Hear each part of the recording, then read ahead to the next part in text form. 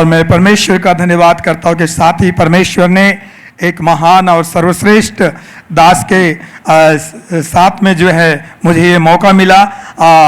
Doctor Ranjit साहब जो हम उनको एक डैडी के रूप में स्वीकार करने के लिए हम यहाँ पर आए हैं और उन्होंने ये मौका दिया, उसके लिए मैं परमेश्वर का धन्यवाद करता हूँ। దేవునికి స్తోత్రం। మరి దేవుని కృప వలన దేవుడు ఎంతో నా పట్ల చూపిన కృపణ వలన మరి దేవుడు మంచి దైవజనులను మరి తండ్రిగా మరి తండ్రి స్థానంలో మరి నేను భావిస్తూ మరి అయ్యగారితో నేను కలిసి పనిచేయాలని నేను భావించి ఇక్కడ దాకా వచ్చాను। అందుని బట్టి దేవునికి స్తోత్రము। Praise the Lord. मैं थोड़े समय में आपकी गवाही बताऊंगा, मेरी गवाही को। मेरा नाम ईश्वर दयाल मासुरकर है। నా పేరు మరి ఈశ్వర్ దయాల్ మాసుర్కర్ और मेरा जन्म स्थान मध्य प्रदेश के बालाघाट जिले में हुआ। నేను జన్మించిన ప్రదేశము మధ్యప్రదేశ్ బాలాఘాట్ అనే ప్రాంతంలో నేను జన్మించాను। और एक मिडिल क्लास परिवार में मेरा जन्म हुआ। మరి మధ్య తరగతి కుటుంబంలో నేను జన్మించాను। और मेरा जब जन्म हुआ, जन्म होने के बाद में 3 दिन तक मेरे अंदर में सिर्फ श्वास थी, उसके अलावा परिवार को कोई अपेक्षा नहीं थी। మరి నేను జన్మించిన తర్వాత మరి నేను ఎంతో మరి క్రిటికల్ పొజిషన్లో ఉన్నాను। నేను శ్వాస తీసుకోలేని పరిస్థితిలో ఉన్నాను ఆ చిన్న బాబుగా ఉన్నప్పుడు। और मेरी 7 बहनें थी और 2 बहनों को मैंने अपने हाथों से उसका अंतिम संस्कार किया। మరి నాకు మరి 7 అక్కలు ఉన్నారు। మరి ఇద్దరేమో మరి దేవుడు పిలుచుకున్నారు, వారి అంతిమ సంస్కారం నా చేతిలో జరిగింది। और एक सिस्टर मेरे एब्सेंट में ही चले गई और 4 सिस्टर जो है अभी जीवित है। మరి మరొక సిస్టర్ కూడా మరి దేవుడి సన్నిధికి వెళ్ళిపోయింది। ఇప్పటికి 4 మాత్రం ఇప్పుడు మరి నాతో ఉన్నారు, బ్రతుకున్నారు। और मेरे मम्मी पापा अभी भी जीवित है। మరి మా అమ్మ నాన్నలు కూడా ఇప్పటి వరకు బ్రతుకున్నారు। और इसलिए अलग अलग प्रकार के मेरे को 3 दिन तक नाम दिए गए कि ये इनके अंदर में श्वास आ जाए। कई प्रकार का उपचार किया, अंत में मैं बच गया। మరి రకరకాలుగా మరి వారు ఎన్నో రకాలుగా మొక్కుబడులు చేసి నేను బ్రతికించబడ్డాను। అందుకు బట్టి నా పేర్లు రకరకాలుగా నా పేర్లు పెట్టబడినవి। और बचपन से मैं बहुत ही संसार के रीति से धार्मिक प्रवृत्ति का व्यक्ति था। మరి నా జీవిత చరిత్ర మీకు తెలియజేయాలనుకుంటున్నాను। మరి నేనైతే లోకరీతిగా మరి బ్రతికేవాడిని, రకరకాలుగా నేను ఇష్టానుసారంగా బ్రతికేవాడిని। 4th क्लास से ही मैं हर सोमवार को और शुक्रवार को लंबा चौड़ा उपवास रहता था। మరి 4వ తరగతిలోనే నేను ప్రతి శుక్రవారము और साल में एक ऐसा मौका, सोमवार और शुक्रवार, సోమవారము మరి శుక్రవారం రోజున నేను ఉపవాసము పాటించేవాడిని। और साल में एक ऐसा समय आता था, एक लॉन्ग के ऊपर में मैं 9 दिन भी उपवास रहता था। మరి సంవత్సరానికి ఒకసారి నేను మరి నా భక్తి జీవితంలో నేను 9 రోజులు కూడా నేను ఉపవాసము ఉండేవాడిని। और 565 सीढ़ी रात को चलते थे, 3 बजे से लेके दिन के 3 बजे नंबर लगता था, सिर्फ 1 मिनट के लिए, दर्शन के लिए। మరి దర్శనం కొరకు నేను రాత్రంతా పడిగాపలా కాచి 1 నిమిషము దర్శనం కొరకు అంత ప్రయాసపడేవాడిని। और उस समय मैं अपने माता पिता का अकेला बेटा था। మరి ఆ రోజు నేను మా అమ్మ నాన్నకి ఒక్కనే కుమారుణ్ణి। और परमेश्वर की दया से मैं पढ़ाई में अच्छा था। మరి నేను చదువులో మరి బాగున్నాను, బాగా చదివేవాడిని। और इसलिए मेरे माता पिता का सपना था कि मेरे बेटे को जो है पुलिस बनाएंगे। మరి మా అమ్మ నాన్న నా విషయంలో మరి వారు కలగనేది ఏంటంటే నా కుమారుడు పోలీస్ డిపార్ట్మెంట్లో పనిచేయాలని వాళ్ళు ఆశించారు। परंतु परमेश्वर की मर्जी कहीं और थी। కానీ దేవుని చిత్తము మరి ఏదో అయింది కనుక ये सब करने के बाद भी हमारे परिवार में एक के बाद एक समस्या और बीमारी से और कई प्रकार की समस्याएं थी। మరి ఇదంతా కూడా ఈ విధంగా జరుగుతుండగా మరి ఇంకా అనేక సమస్యలు మా కుటుంబంలో ఉన్నాయి। और एक समय ऐसा था कि हमारे परिवार में मैं अपने पिताजी के साथ शराब भी निकालता था। మరి మా జీవితంలో మా కుటుంబం పోషణ కొరకే మరి మేము అదేమో సారా తీసే పనులు కూడా మేము ఉండేవారం అన్నమాట। और मेरे पिताजी बहुत ही शराब, तंबाकू और बीड़ी के बहुत आदी थे। మరి మా నాన్నగారు మరి తాగుడు అలవాటు ఉండేవాడు, తంబాకు మరి బీడీ సిగరెట్ బాగా सेविंచేవారు। लाइफ में पहली बार मेरे पिताजी ने मुझे एक बार मारा जब मार्केट से मैंने सब सामान लेकर आया, लेकिन उनके लिए बीड़ी लेके नहीं आया, बीड़ी भूल गया था, इसलिए मेरे पिताजी ने पहली बार मुझे मारा था। మరి ఒక రోజు మా నాన్నగారు నన్ను మార్కెట్ పంపించారు. కొన్ని సరుకులు తీసుకురావడానికి సామాన్ తీసుకురామని పంపించారు. అందులో మరి నేను మా నాన్నకి తీసుకురావాల్సిన బీడి కట్ట మర్చిపోతే మా నాన్నగారు చాలా కొట్టారు నన్ను. और उसके बाद से मेरी तबीयत फिर से वापस, जब मैं 8वीं क्लास में था तब वो खराब हुई दीपावली के समय में। మరి ఆ విధంగా మరి మళ్ళీ నా ఆరోగ్యం పాడైపోయింది ఎప్పుడైతే నేను 8వ తరగతిలో ఉన్నప్పుడు. उस समय भी मौत के मुंह से परमेश्वर ने बचाया, మరి ఆ సమయంలో కూడా మరి చావుల నుండి దేవుడు నన్ను బ్రతికించాడు. और उसके बाद से जब मैं स्टैंड हुआ तो हमेशा यही बोलता था कि मैं इस घर को, इस गांव को छोड़कर दूर चला जाऊंगा। మరి నేను ఆ రోగం నుండి బయటకు వచ్చిన తర్వాత, బాగైన తర్వాత నాకు వచ్చిన ఆలోచన ఏంటంటే ఇంట్లో కానీ ఈ ఊర్లో కానీ ఉండకూడదు, ఇక్కడి నుంచి వెళ్ళిపోవాలని నేను ఆలోచన కలిగి ఉన్నాను. क्योंकि परिवार की स्थिति नाजुक होने के कारण मैं साथ में पढ़ाई भी करता, जंगल से लकड़ी लाकर 60 किलोमीटर ले जाके उसको बेचता, अपनी फीस भी भरता और हॉस्टल में रह के मैं पढ़ाई भी करता था। మరి మా ఇంట్లో మా కుటుంబంలో ఆర్థిక పరిస్థితి బాగా లేని కారణం చేత నేను అడిగి వెళ్ళి కట్టలు కొట్టి అదంతా 60 కిలోమీటర్ దూరం వెళ్ళి అమ్ముకొని ఆ డబ్బులతో నా ఫీజు కట్టుకొని నేను చదువుకోవాలి కదా, చదువుకుంటూ ఉండేవాడిని. ఈ విధంగా కష్టపడ్డాను. और हायर सेकेंडरी के एग्जाम देने के बाद हॉस्टल में पेपर आता, उस पेपर में एक वैकेंसी निकली थी जिसमें लिखा था डायरेक्ट भर्ती बॉम्बे सिक्योरिटी में, बॉम्बे सिक्योरिटी में। బాంబే సెక్రటరీలో మరి అక్కడ నాకు జాబ్ చేయడానికి అవకాశం వచ్చింది. నేను నా చదువు పూర్తి చేసుకున్న తర్వాత నేను అక్కడికి వెళ్ళి ఆ ఇంటర్వ్యూ రాశాను. और उस वैकेंसी को लेकर मैं नागपुर पहली बार निकल पड़ा। उस समय में 2000 मतलब 16 साल का था, 16 साल का था। हाँ, మరి 16 ఏటలో వయసు ఉన్నప్పుడు నేను ఆ జాబ్కు నేను చేయడానికి వెళ్ళాను.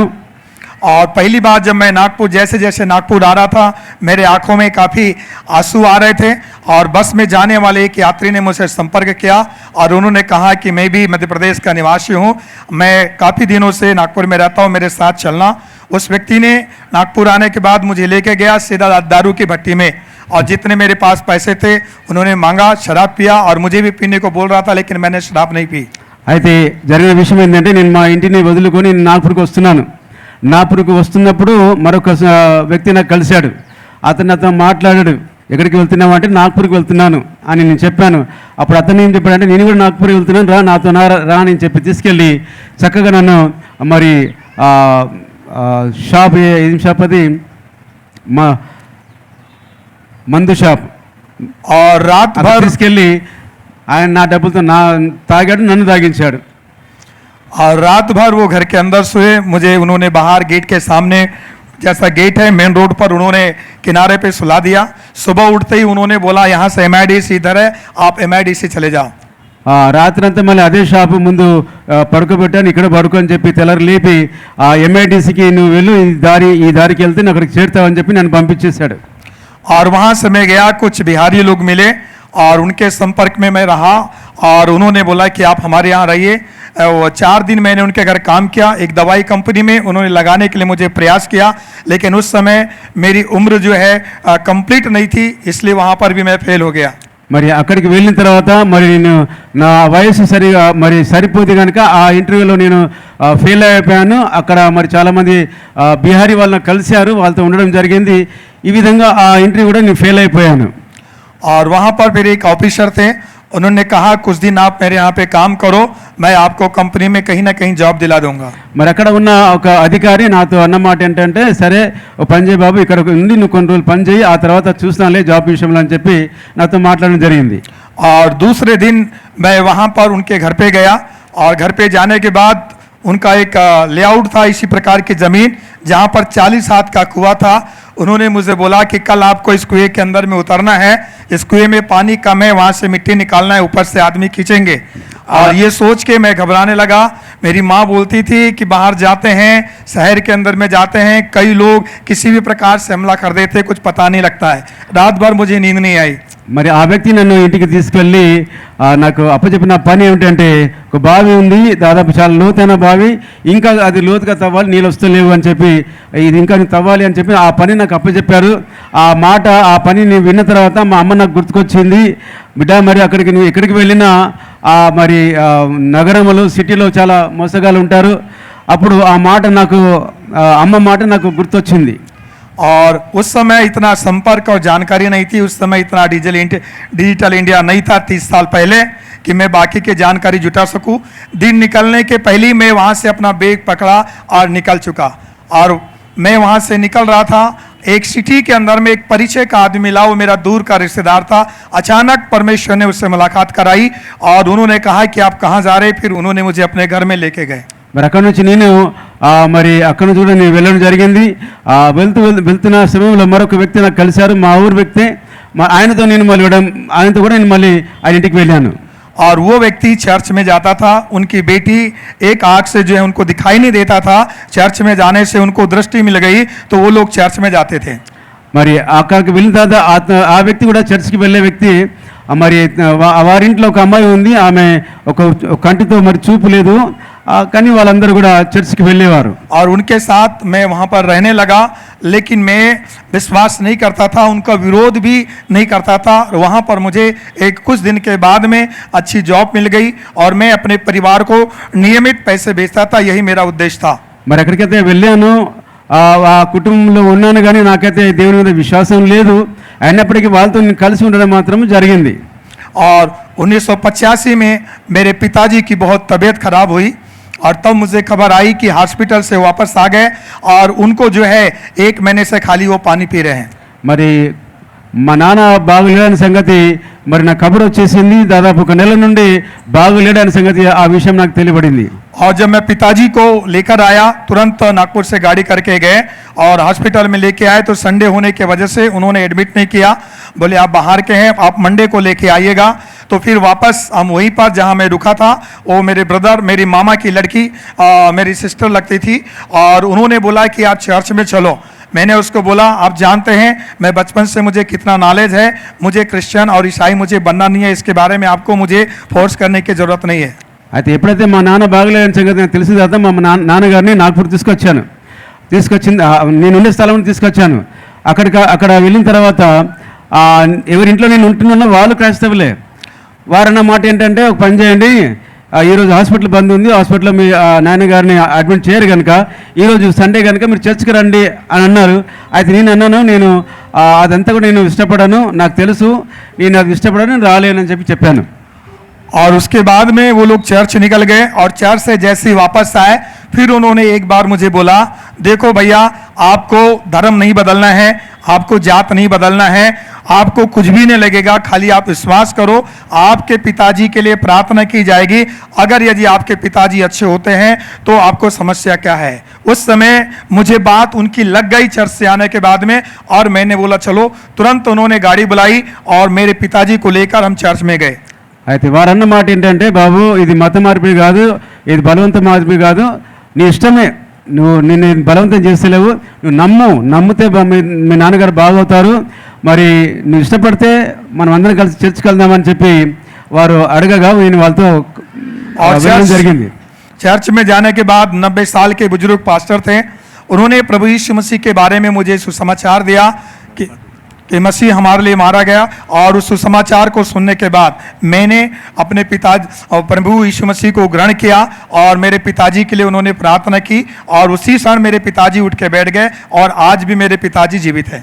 మరి ఆ విధంగా ఆ చర్చ్కి వెళ్ళిన తర్వాత అక్కడ ప్రార్థన చేయడం జరిగింది. మా నాన్నగారు చాలా మరి స్వస్థపడ్డారు, మరి ఇంతవరకు కూడా మరి బ్రతుకున్నారు.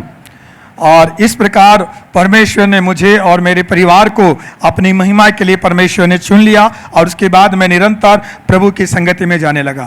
ఈ విధంగా మరి దేవుడు నన్ను నా కుటుంబాన్ని రక్షించుకొని తన సేవలో వాడుకుంటున్నాడు. और कुछ समय के बाद अल्पकालीन बाइबल कॉलेज जाने का परमेश्वर ने अवसर दिया, और वहाँ से आने के बाद में मैंने मौदा में जो है परमेश्वर के वचन की मेरे पास्टर के साथ सेवकाओं की शुरुआत की। మరి నేను ట్రైనింగ్ తీసుకొని మరి మౌదా నాగ్పూర్ ప్రాంతంలో నేను సేవ చేయడం ప్రారంభించినాము. ఈ విధంగా ఇప్పటి వరకు మేము సేవ చేస్తున్నాను. और 3 साल तक मेरे पास्टर मेरे साथ में रहे, उसके बाद वो प्रभु के पास चले गए। మరి 3 సంవత్సరాలు మా పాస్టర్ గారు మాతో ఉన్నారు. ఆ తర్వాత వారు కూడా దేవుని సన్నిధికి వెళ్ళిపోయారు. और मैं एक स्वतंत्र सेवा करने के कारण में मैं उस समय से कई बार तलाश कर रहा था कि मुझे एक अगुवे की आवश्यकता है। कई बार मैं देखा, लेकिन कई प्रकार की त्रुटियां आती गई जिसके कारण में मुझे मौका नहीं मिला। అయితే విషయం ఏంటంటే నేను చేస్తున్న సేవా సమయంలో మరి నేను అనుకున్న విషయం ఏంటంటే నాకు కూడా ఒక పెద్ద దిక్కు ఉండాలని నేను ఆశించాను. కానీ ఎందరినో ఆశ్రయించాను, కానీ వారందరూ కూడా మరి మోసం చేసిన వారే కనపడ్డారు. और बीते 2 साल से हम बहुत प्रार्थना कर रहे थे हमारी पत्नी के साथ में कि हमें एक अच्छे अगुवे की तलाश है। और लास्ट टाइम सर जो है नागपुर मीटिंग में आए, फर्स्ट टाइम उनके मीटिंग में वहाँ पे हमको बोला गया है कि आप 5 लोगों को लेके आइए और आप मीटिंग जरूर अटेंड कीजिए। మరి నాగ్పూర్లో జరిగిన మీటింగ్లో అయ్యగారిని చూడడం జరిగింది. మరి ఆ మీటింగ్లో అయ్యగారిని విన్నాను. అక్కడ మరి నేను 5 తీసుకొచ్చాను, నేను కూడా వచ్చాను. ఆ మీటింగ్లో అయ్యగారి వాక్యం విన్న తర్వాత నాకు చాలా సంతోషంగా అనిపించింది. మరి ఆ సంతోషాన్ని బట్టి ఇక్కడ దాకా రావడం జరిగింది. और सर जैसे प्रचार कर रहे थे उसी समय हमको ये हृदय में आत्मा ने जवाब दिया और मेरी पत्नी को मैंने बोला ये वो व्यक्ति है जिसको हम अगुवा बनाने चाहते हैं, ये सही व्यक्ति है। मैंने अपने पत्नी से बोला, बोलो आपका क्या इरादा है। मेरी पत्नी ने भी बोला कि जी हाँ बिल्कुल सही बात है। మరి నేను ఆ అయ్యగారిని విన్న తర్వాత చూసిన తర్వాత మీటింగ్లో నేను చేసుకున్న నిర్ణయాన్ని బట్టి మరి నా భార్యను అడిగాను, మరి ఇతనైతేనే మనకు మనకు తండ్రిగా మనం వెంబడించే పెద్ద దిక్కుగా మరి మనకు కనబడుతున్నారు. మనం చెప్పమ్మా ఏంటంటే నా భార్య కూడా ఆ విషయాన్ని ఒప్పుకున్నది. उसके बाद वहाँ पर सर के द्वारा हमें एक सर्टिफिकेट भी दिया गया और हम तलाश कर रहे थे कि कैसे हम सर से संपर्क करें और कैसे अपनी बात को कहे। तो बाद में क्या है, उनका एक कैलेंडर भी हमको दिया गया। तो उन्होंने चलो कैलेंडर मिला है, इसमें सब एड्रेस है, हम लोग कांटेक्ट करेंगे। इस बात के लिए हम उसके ऊपर में समय करने लगे। ఆ విధంగా మరి అయ్యగారిని ఎలా కలుసుకోవాలి అని ఆలోచన ఉండగా మరి క్యాలెండర్ తీసుకున్నాను. అందులో ఏదైనా అడ్రస్ దొరుకుతుంది కదా, క్యాలెండర్ కూడా తీసుకున్నాను. అప్పుడు ఈ విధంగా ఆ క్యాలెండర్ చూసి నేను సంతోషపడ్డాను. और सेकंड टाइम जब मीटिंग हुआ तो सर से मुलाकात हुई और जैसे ही मैं उनको मिलने के लिए गया तो एकदम सर मेरे गले से मिल गए, आके मिले। और वो मैं उनको कुछ बोलने वाला हूँ, वो मुझसे बात कर रहे हैं और लेकिन बीच में और कोई आ गया तो बात फिर से अधूरी रह गई। అక్కడ సెకండ్ టైం మరి నాగ్పూర్లో మీటింగ్ జరిగినప్పుడు మరి నాతో పరిచయం అవ్వడం జరిగింది. నాకు చాలా సంతోషంగా నేను భావించానని దేవునికి స్తోత్రం చెల్లిస్తున్నాను. सर जब वापस हुए तो उन्होंने ट्रेन से फिर से इन्होंने कॉल किया, आप कैसे हो, क्या हो। मैंने बोला प्रभु आपका धन्यवाद। उस समय मेरे हृदय में जो था कि भाई मैं सर को अपना अगुवा मानना चाहता हूँ, आपके साथ जुड़ना चाहता हूँ और आपके उनकी पूरी अगुवाई में चलना चाहता हूँ, क्या आप तैयार हैं? ఆ విధంగా నేను మరి పాస్టర్ గారితో నాకు ఫోన్ చేసి నాతో మాట్లాడిన తర్వాత చెప్పిన విషయం ఏంటంటే నేను అయ్యగారితో కలిసి సేవ చేస్తాను అనుకుంటున్నాను, మరి మీ అభిప్రాయం తెలియజేయండి సార్ అని చెప్పి నాకు ఫోన్ చేశారు. और उसके बाद सर ने मुझे ग्रीन सिग्नल दिया, सर से बात हुई और उन्होंने बोला मोस्ट वेलकम। मैं प्रभु का धन्यवाद करता हूँ कि उन्होंने मुझे यहाँ आने का अवसर दिया और ये परमेश्वर का मैं आशीर्वाद समझता हूँ कि प्रभु की योजना थी और मेरे मन को पूरा किया है और आगे विश्वास योग्यता के साथ पूर्ण अगुवाई और साथ में सेवा के लिए मैं पूर्ण रीति से तैयार हूँ। దేవుని స్తోత్రం. మరి దేవుడు ఈ అవకాశం ఇచ్చినందుకు దేని వందనాలు. మరి అయ్యగారితో కలిసి పనిచేయడానికి దేవుడు నాకు మరి మాట్లాడదు కనుక నేను ఎన్నటికైనా నా బ్రతకాలం మధ్య నా అయ్యగారితో సేవతో కలిసి సేవ చేస్తానని నేను మరి సంఘం ముందు నేను తెలియజేసుకుంటున్నాను. Thank you. समय के भाव से मैं यही विराम देता हूँ। प्रभु आपको आशीष दे। सर ने मुझे मौका दिया, थैंक यू। మరి మీ అందరికీ వందనాలు. మరి సమయాన్ని బట్టి నేను త్వరగా నా సాక్ష్యాన్ని ముగించుకుంటున్నాను. Thank you.